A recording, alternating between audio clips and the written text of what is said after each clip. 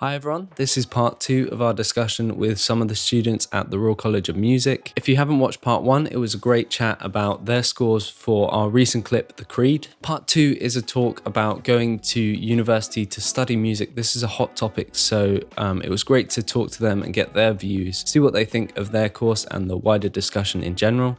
I hope you enjoy. So now I'm going to ask these guys a few questions.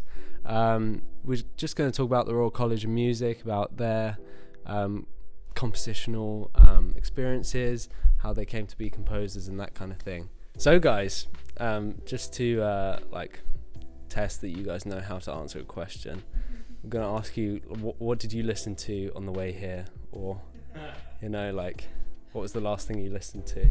I was listening to two things. I can't remember which was first. Einaudie's relatively new album, Underwater, which is quite nice. And then I think I put the Joe Rogan podcast on for a bit. I think, yeah, it's quite a contrast there. Yeah. Stormzy's just dropped a new track, Longevity. So I was listening to Stormzy, and before that, I was listening to Johan Johansson's Drowned World. I was only listening to Frank Martin's Mass for Double Choir on the way here, specifically the Credo and the Agnus Dei. I'm guessing not a lot of people probably have big awareness of Anglican choral music, although Frank Martin's a Swiss composer, but that piece of music is so stunning. It's beautiful. So I'd recommend it big time. Mine's a bit more mainstream, but I've been listening to All Out 80s, or is it 80s Road Trip. I'm in a bit of an 80s phase. I did 70s Road Trip a while ago, but then I just heard it all. So now we're on to the 80s. Nice. Eventually I'll get up to modern music, but I think it'll take me quite a while. Yeah. It's huge. Well, the 90s are coming. It's going to be good. Archie, what were you listening to? I listened to a song called "Oh Girl" by the Chai Lights, which is it's like an old it's just like a soul track from like the 70s, one of those, and it's beautiful. It's just, the string arrangement is like so nice, and the harmonies are just it's one of those. I don't listen to much film music or anything like that, so yeah, just wanted to see what you guys. Yeah. Well, I find it interesting because sometimes I find listening to film music is way too overwhelming. Yeah. So on a commute, sometimes I don't want to listen to You feel like you're I'm like, whoa, being scored. Yeah, cool. All right, sweet. Thanks, guys. So, questions about uni. What do you think are the benefits of going to university to study music? Well, I can speak to this one because I'm from South Africa. Yeah. And obviously I did a Bachelor of Music undergrad 4 years in South Africa at a conservatoire. But the specialization into film music specifically happened in my master's, which I've just finished the first year of. And just in terms of the opportunities that the institution can provide for you, that you might not necessarily have ever had the option to engage with, even know that they're there. Yeah. For example, exposure is a massive thing.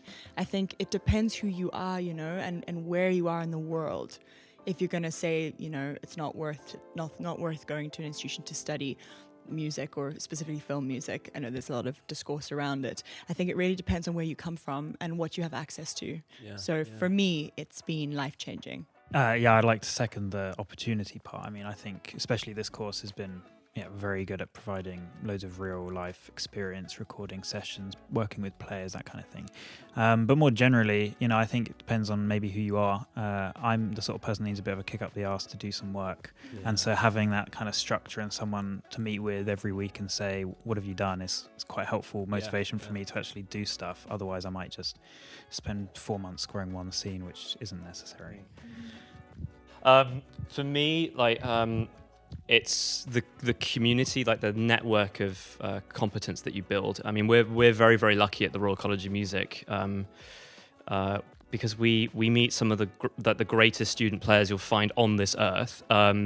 Also, very, very compassionate and understanding staff members, and it's not just teaching staff, but it's even backroom staff, people in the offices, people in sort of student services and stuff. so it's a really, really warm place, and also like even within the department, because this world can be very, very competitive, and obviously we're all trying to sort of go for the same things. But when you're studying here, there's no kind of animosity or there's no difficulty that arises from that. We're all actually very, very interested in helping each other. So we all grow at a faster rate, and also if we're kind of looking purely at a competitive aspect, you get a much better idea of what everybody's capable of, essentially. So I think, so certainly meeting players, and also we get the opportunity to work with student directors and animators, so people at places like the London Film School, London South Bank University, Royal College of Art, Central St Martin's, and so on. So that involves great variety, which is fantastic. Different challenges, different directors, of course, so you kind of have to learn. You're also learning at the same time how to communicate with these people, because I've never had that experience before. When you're singing in a choir and stuff, it's a very subservient role, although I was very fortunate to get moments of authority, kind of checking to make sure that a performance is right in a given space, or doing critical listening on a classical CD or whatever. But all of these kind of little things will teach you things that you perhaps wouldn't get the opportunity to do otherwise. As I said, the Royal College of Music is a very unique concentration of people that we have here, right? And also, I should say as well, with our course, is that the master's course is incredibly international representation of students as well. So I think in terms of people that are actually born and raised in the UK, there's only about 5 of us, I think, across the 2 years combined. Wow. So and there's people from all over, so obviously South Africa, but there's also places like Israel, Argentina, Italy, China. So there's incredible representation. And then when, one of the things that we do is we have a review session where we all score to the same requirements, much like what we've been doing today. Yeah. And you get a really, really fabulous idea of just people's heritage and influence and stuff. So I think the thing that you'll miss out on by not doing a university degree, like the main thing, is the community. Like it's so nice to obviously be able to discuss a shared passion to such a such a fine degree, I guess, fine level. Amazing. So yeah. And I mean, personally, also, and I'm saying this in relation to composition for screen and classical composition, which I also do here, is just the opportunity to be able to kind of make mistakes in an environment that is, although yes, it's got some pressure to it. It's not a professional environment, and there's not too much riding on anything you're particularly doing, other than maybe a mark or two. But the kind of opportunity to realize what your shortcomings are, what your rubbish at. I mean, over the last sort of 3 years I've been here, I've done some absolutely terrible, stupid things. In scores, writing things that aren't playable. Bad. Everyone. That's part of growing as an artist is doing bad work, basically. And it's a really good environment to be able to do bad work in, and then eventually, as you kind of grow, you do a bit less bad work slowly, and you get good. Yeah, that's the thing I like. I found really useful here. Yeah. Wow. It feels wrong to ask something bad about uni, but after those answers, but conversely, do you feel like you're missing out on anything by going to uni and not being out there in the world, composing for a living, basically? Do you feel like? I mean, I suppose there's maybe a temptation to sort of cover your eyes a bit and not think about what the real world is really like, because we sort of do live in a bit of a fantasy land in university, where sort of depending on whether you're an international student, the government's funding a large part of it, and maybe the bank of mum and dad, and you're doing things in as part of a sort of course, not as an actual production where there's a budget and things like that. So I think although it's not necessarily a shortcoming, it's something to be aware of, that actually when we all graduate eventually, as some of us already have done probably by the time this video comes out, we've all got to be aware of actually what the hard reality of life after we leave. Yeah, hopefully not too hard, but It's tough. it's tricky. Tricky, yeah, It's tricky, yeah. Yeah, I think it's hard to tell, to be honest. But I think one thing I've learned, even studying, is that it's all about experience. Making the mistakes and doing the work and that kind of thing. And particularly doing specific experience, doing things, practicing things that you're actually going to be doing. And that kind of thing. And so I suppose by going to uni for an extra 2 years or even however long you end up there, you're sort of putting off getting perhaps the most sort of applicable experience, which is when you come out of uni, you're going to have to be doing the work anyway. So I guess, starting as early as possible to get that experience will just be better. And perhaps, I won't know, for example, having gone to uni, the struggles of how to get the money from it and how to find work all by myself and all of this kind of thing. Whereas if you hadn't gone, I suppose you might have a few years ahead of me there. So the question was like, do I feel like I'm missing out by being at uni rather than kind of working? Yeah, right? Is that So, I mean, I don't think so personally, but it's a case by case thing, I guess, because I think the large benefit that we have here is because of all of these collaborations, there's a whole bunch of networking opportunities that are provided for us rather than us having to do that off of our own back, which, especially if you're not able to go to events in person, like film festivals or game jams or whatever, then it can be quite difficult because, things like cold emails and stuff, it is a good way of reaching out, but emails are so easy to ignore as well. Especially if you're trying to contact somebody who's particularly busy at the time. So, that's a whole thing that we just don't have to worry about for 2 years. And I mean, obviously the tuition fees are, I think, 11,400 a year, 11,700 for this particular. If you're a home student, yeah, exactly, yeah. So it's difficult to say whether if you do the fast track, then you do the 2 years in one here. But I've done the 2 years mainly because having dropped singing to do this.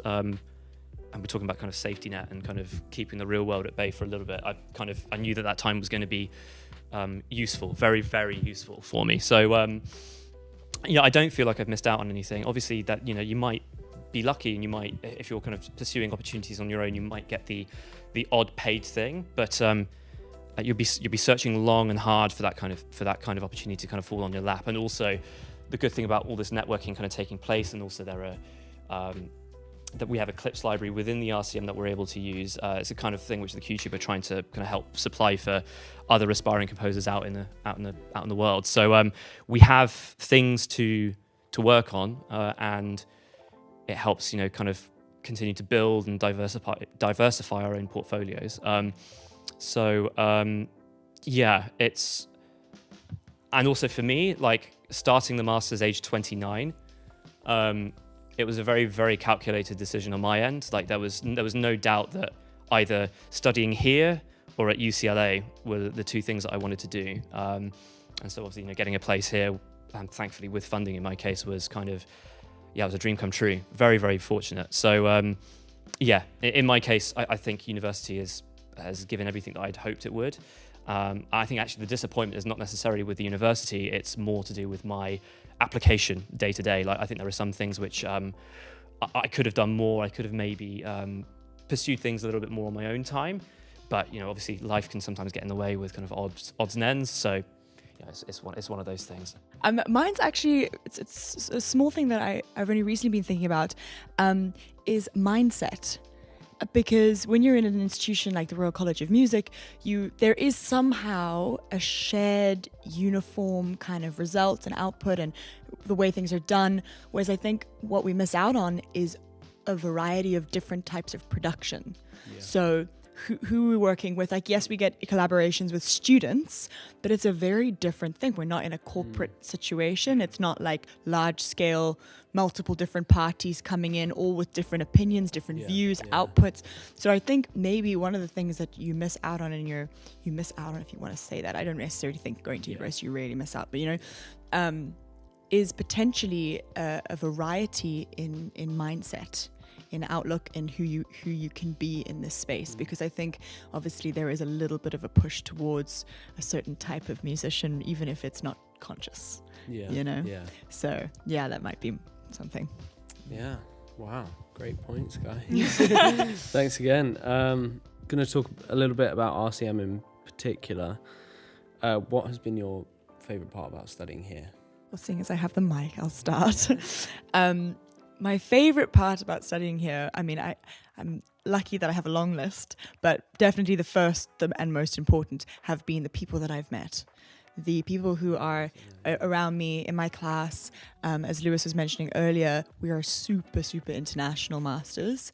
And because of that, you are daily interacting with people from all over the world, which gives such different types of inspiration.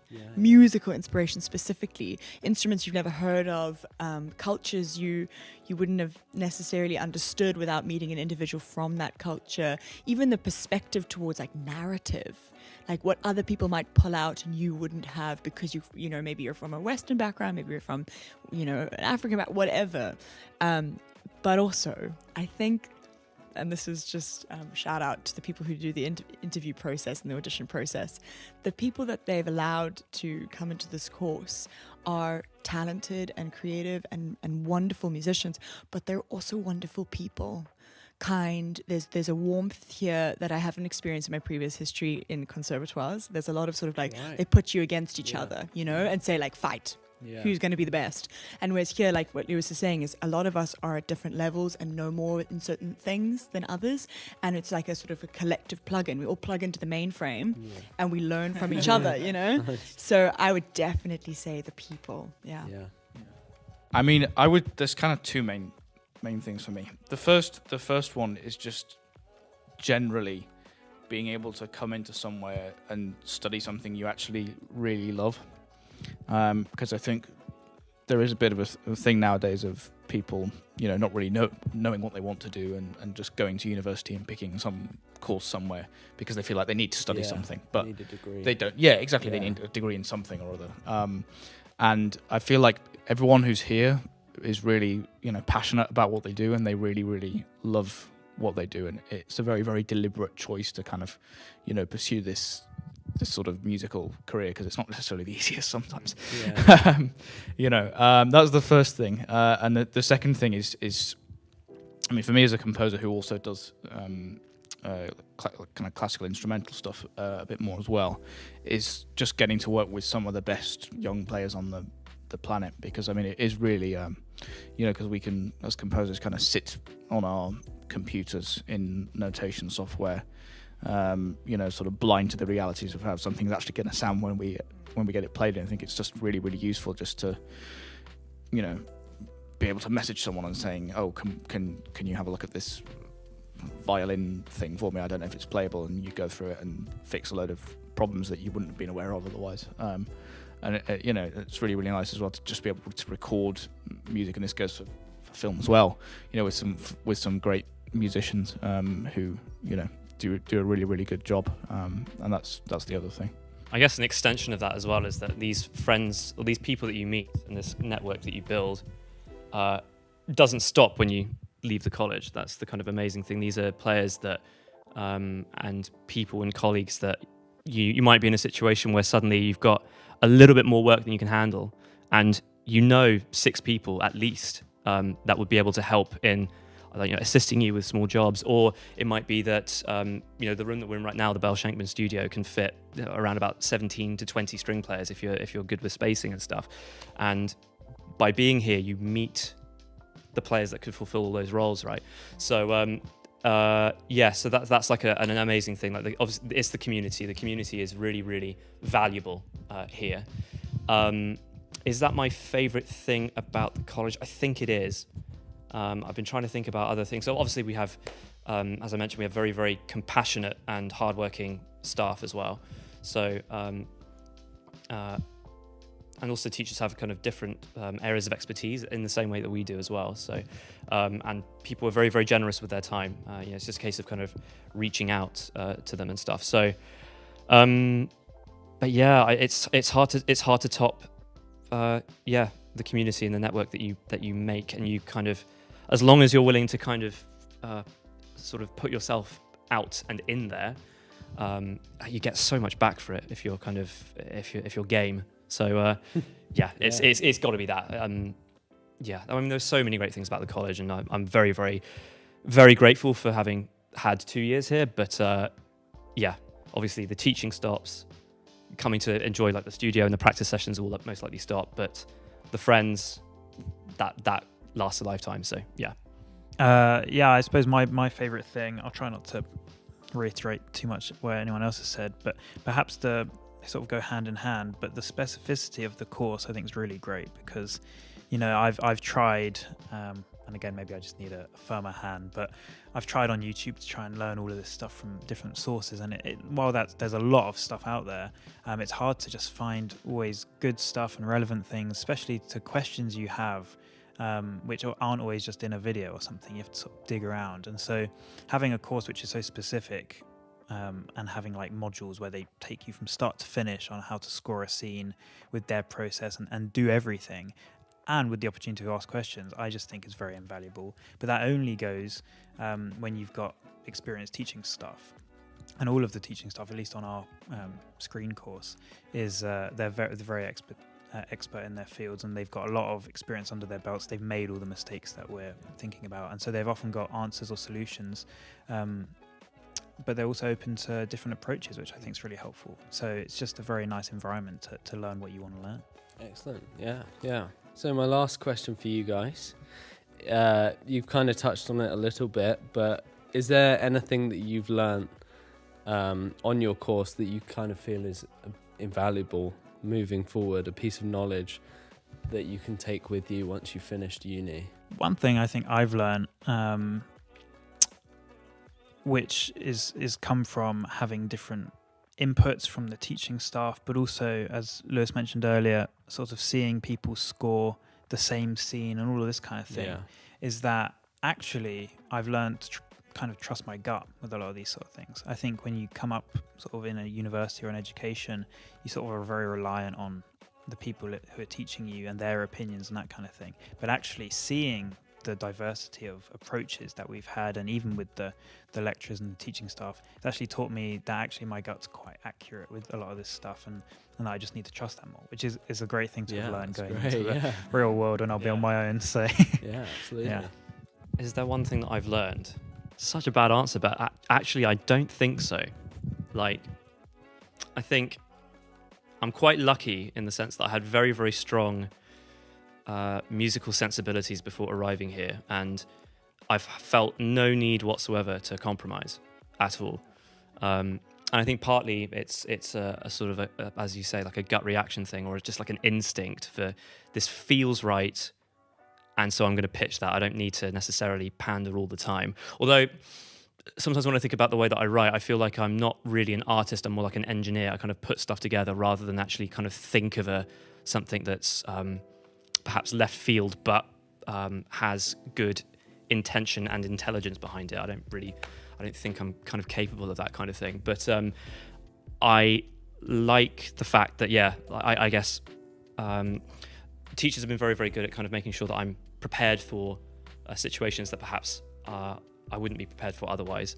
I mean, you can probably tell from the way that the QTube thing was scored on my end is that I'm a big fan of music that it feels very, very whole and complete, but that requires more often than not a lot of elements to do that. So sometimes you might get given a budget where you can only really afford to hire maybe like 3 or 4 players max, and they come to your house and record kind of thing. So teachers have been very, very good at kind of making sure that, you know, I'm prepared to work with smaller budgets rather than the kind of whole like glorious orchestra thing, because obviously, you know, we're all buying like orchestral sample libraries and stuff to try and make our mock-up sound as realistic and as cohesive and as impressive as possible.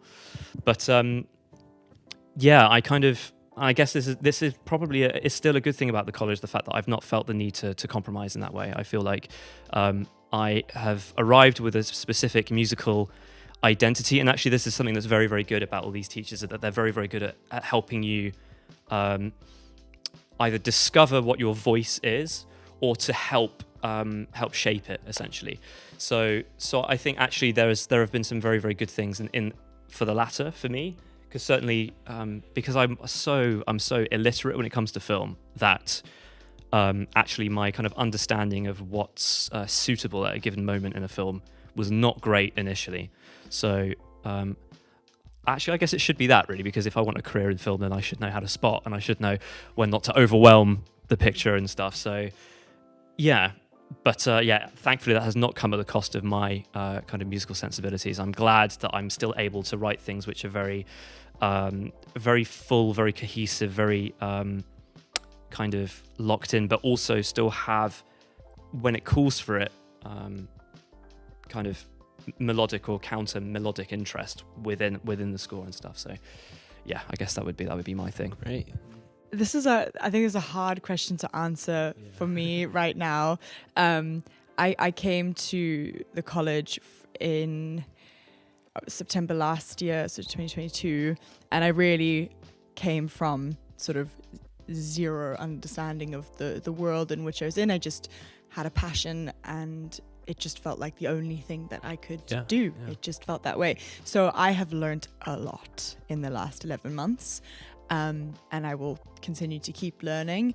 And I think maybe that's a bit of a boring answer, but overarching, I think the thing that's most invaluable is just how much I've learned in the last couple of months. And luckily, it's also been like what Toby was saying, that because we see so many different styles, so many different subjective approaches to film, you realize that there isn't one way to score something. There isn't the elite standard. Yeah. It's actually taste. It's what you like. It's what you don't like. It's what your director wants also. It's not actually about you.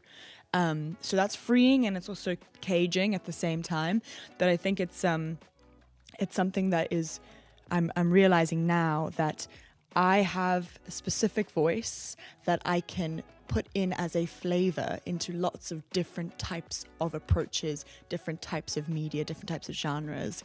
And that, I think, is really invaluable if you're going forward in life, to have your unique thing that you can just wrap in different ways and put out. Because, I think it's pretty cool to have. But we'll see what happens in the next year. Maybe I'll have a different opinion. For me, the kind of main thing I've learned over the last 3 years of being here so far is just the importance of the really boring stuff. So, yes, composing is fun, for film and not for film, but, the really boring things like making sure a score looks neat, preparing a part well, making sure all your dynamics are in a nice, neat line, preparing for a recording session, making sure you've got, all your MIDI flags at the beginning of a Logic session or something like that. Is actually really important. I've realised this more and more, is that actually, we don't sort of work in a cage where we're the only one that needs to think about things. Actually, we have to be able to communicate what we want to happen to other people, and the more better presented, we have to be aware of all the kind of conventions about how to lay out music and everything like this, how to export stems, how what a director wants from you in like sort of technical sense, like bit rate and all this file type and stuff like that. The really boring things like that are actually really, really important, because you've got to be able to communicate your ideas to musicians and producers and directors and so on and so forth. So the boring stuff is important. I've learned that more and more stuff as I've kept going. Wow. That's it for our little chat, guys. Thank you so much to everyone who's been watching. Thanks so much to you guys for taking part in this. Yeah. So there we have it. That was our discussion. Thanks so much to the guys at the Royal College of Music. Remember to like, subscribe and ding the bell to be notified when we release more like this on the QTube channel. Thanks again for watching. Bye-bye now.